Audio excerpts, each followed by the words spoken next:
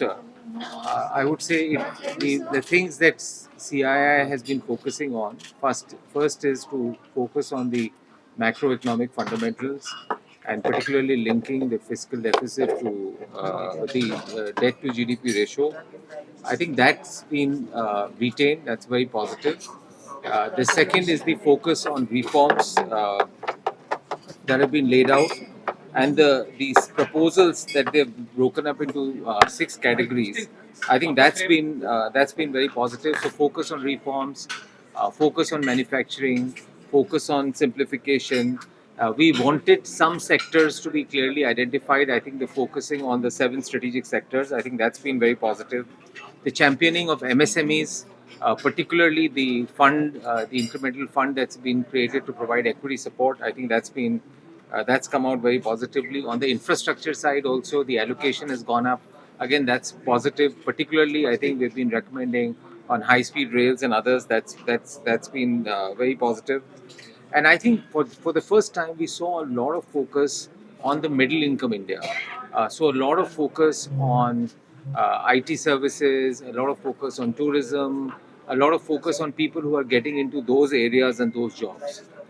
From a tax standpoint, I would say a lot of focus on simplification. I think some of the things that have been introduced in terms of safe harbors, benefits on data centers, some issues that were there for electronics manufacturing, I think they have been sorted out. On the customs duty, I think there has been some rationalization of imports in certain areas of capex where massive capex is going to happen, particularly in terms of nuclear power, encouraging MROs and others. I think there also the benefits have been provided.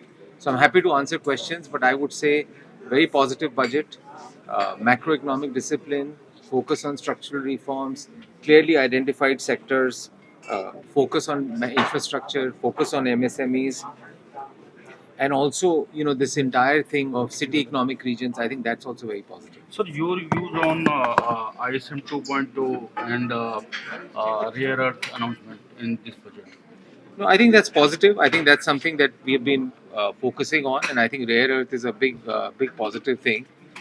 So I think to encourage that, to provide the relief that is required and the incentives that are required is positive. And sir, how do you see the capex increase of around 1 lakh crore? I think again, capex increase of 1 lakh crores is again very positive. It was 11.2 lakh, although they said 11 lakh crores is what being spent. So if you look at that, it's a 10 to 12% increase, which is very positive. I think more than that is also difficult to absorb.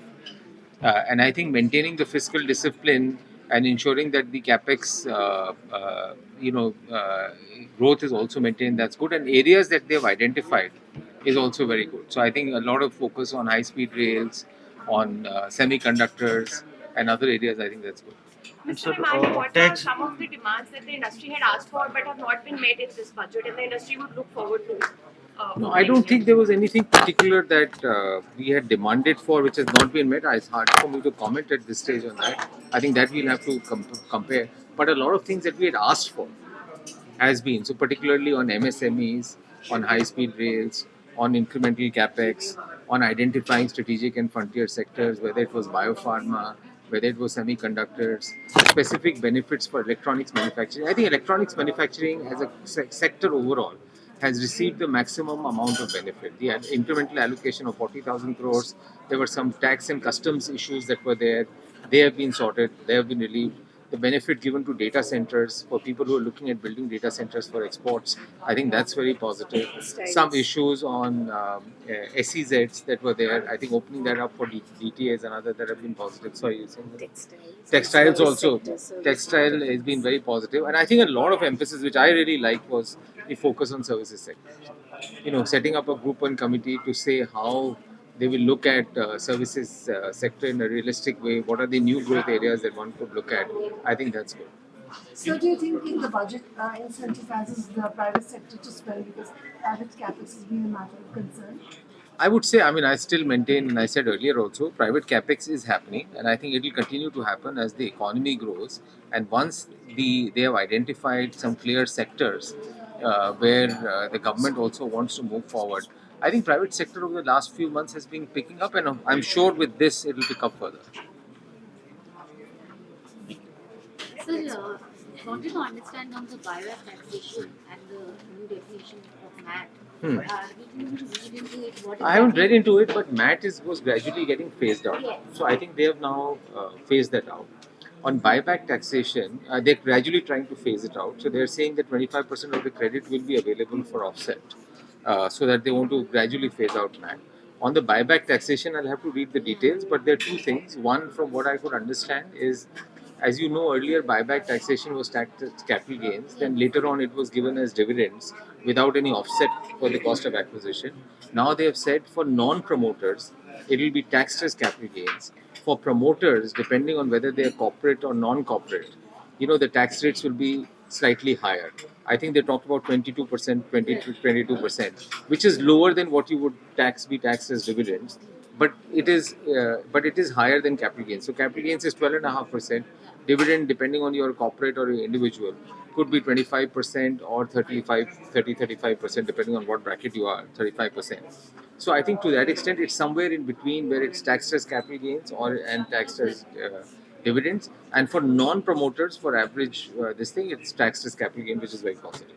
So none of this will have a untoward impact. No, it's all positive. All positive. I would say it's much more. I mean, people may say that the whole thing should have been taxed as capital gain. That's a different thing. But from where we are today, I think it's a big positive. And we raised STT. Yeah. Small amount. Yeah. What is the impact? That I won't know what the impact of that will be. It was 0.002% to 0.005% on options that we did. It's very early to respond to that. Maybe I think when people look at disinvestment numbers, disinvestment things, I think that they will see. Maybe people were expecting a lower number of fiscal deficit. I don't know. It was 4.4 to 4.3%. People may be expecting 4.1, 4.2%. I can't. But Being industry chief, you are positive on the budget, but the market is showing another trend. yeah. It's very early. Controversial things. I don't think it's controversial. I think markets have their own way to react. I think industry's view is generally more longer term. So I think our view has been that, and market, depending on what positions people have taken, what they were anticipating versus what they've bought, I think market will react. And to look at immediate reaction, unless you don't read the fine print and don't get the full macroeconomic numbers, I think it's difficult to comment on that. I think industry looks at more from a policy standpoint. So from a policy standpoint, it's continuation of the old themes, really, and a lot of focus, continuation of reforms, a lot of focus on reforms. Macroeconomic discipline, that's still being focused. Some sectors have been looked at, that's been there. MSMEs, big support for MSMEs, which is very critical for the growth. So I think from an industry standpoint, from a manufacturing standpoint, even services, I think it's come out as quite positive. And some labor-intensive sectors like textiles, leathers, sports goods, I think they've also emphasized a lot on that. So does